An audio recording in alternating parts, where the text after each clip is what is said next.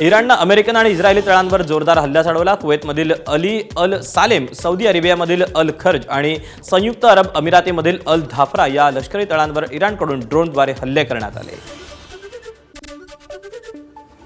इराणच्या हल्ल्यांना प्रत्युत्तर म्हणून इस्रायलनं इस्फहान आणि खुर्रम या दोन इराणी शहरांना टार्गेट केलं। या हल्ल्यात इराणी गॅस स्टेशनची मोठी हानी झाली। इस्रायलनं आपल्या ऊर्जा केंद्रावर मारा केल्याचा आरोप इराणनं केला। याआधी अमेरिकेनं युद्धादरम्यान इराणची ऊर्जा केंद्र, गॅस आणि तेलसाठे लक्ष्य करणार नाही असं म्हटलं होतं। मात्र इस्रायलनं हल्ले करत कोणतेही सामंजस्याची भूमिका घेण्यास तयार नसल्याचं दाखवून दिल्याचं इराणनं म्हटलंय।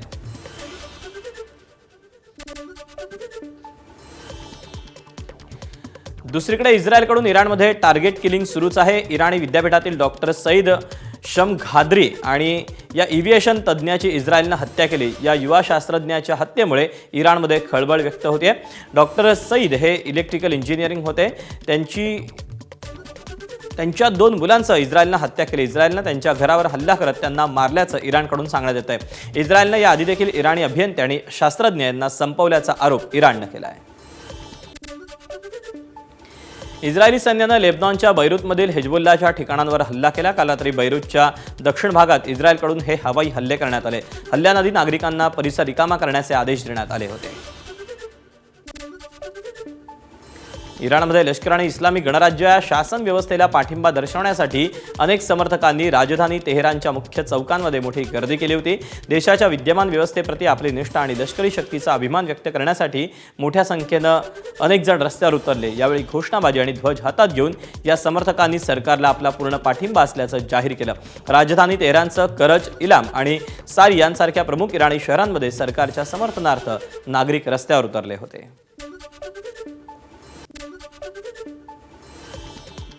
इराणसोबतच्या चर्चेच्या दाव्यानंतरही अमेरिकेचे अध्यक्ष डोनाल्ड ट्रम्प यांची धमकीची भाषा सुरूच आहे।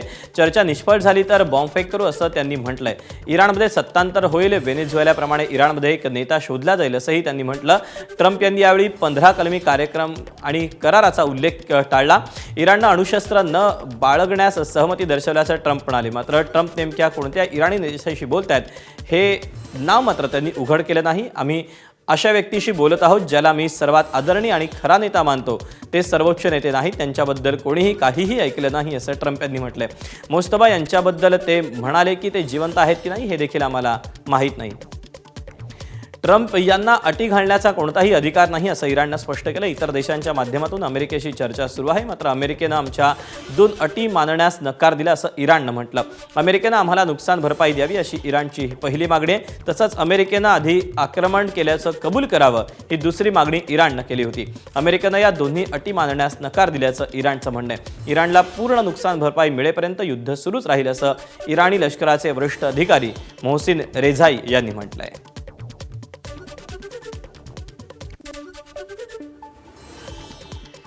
अमेरिका चर्चेची भाषा करत असली तरी दुसरीकडे इस्रायल ऐकायला तयार नाही। इराणवरील हल्ले सुरूच राहतील असं इस्रायलचे पंतप्रधान बेंजामिन नेतन्याहू यांनी म्हटलंय। इस्रायलचा आणि इराणचा युद्ध आराखडा वेगळा आहे असं नेतन्याहू यांनी म्हटलंय। तसंच हिजबुल्ला विरोधातली कारवाई सुरूच राहील असंही त्यांनी म्हटलेलं आहे।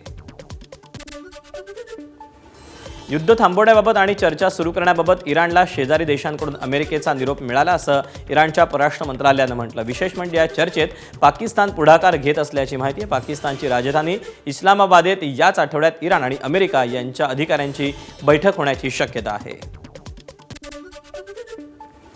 आखाती देशातील युद्धाच्या पार्श्वभूमीवर भारत सरकार ॲक्शन मोडवर आले आहे। केंद्र सरकारनं उद्या 5 वाजता सर्वपक्षीय नेत्यांची बैठक बोलावली। युद्ध परिस्थितीमुळे झालेल्या परिणामांवर सविस्तर चर्चा या बैठकीत केली जाणार असल्याची माहिती आहे। संरक्षण मंत्री राजनाथ सिंग यांनी आज उच्चस्तरीय बैठक घेऊन पश्चिम आशियातील युद्धस्थितीचा सविस्तर आढावा घेतला। या बैठकीत भारताच्या संरक्षण सज्जतेचाही आढावा घेतला। Chief of defence staff Anil Chauhan यांच्यासह तिन्ही सेना दलाचे प्रमुख यावेळी उपस्थित होते। तसंच DRDOचे प्रमुख समीर कामत हेही या महत्त्वाच्या बैठकीत सहभागी झाले होते। ब्रिटनचे पंतप्रधान कीर स्टारमर यांनीही आखाती देशातील युद्धासंदर्भात आपत्कालीन बैठक बोलावली। युद्धामुळे ब्रिटनच्या अर्थव्यवस्थेवर परिणाम होतोय त्यावर चर्चा करण्यासाठी ही बैठक बोलावण्यात आली। ABP माझा, उघडा डोळे बघा नीट।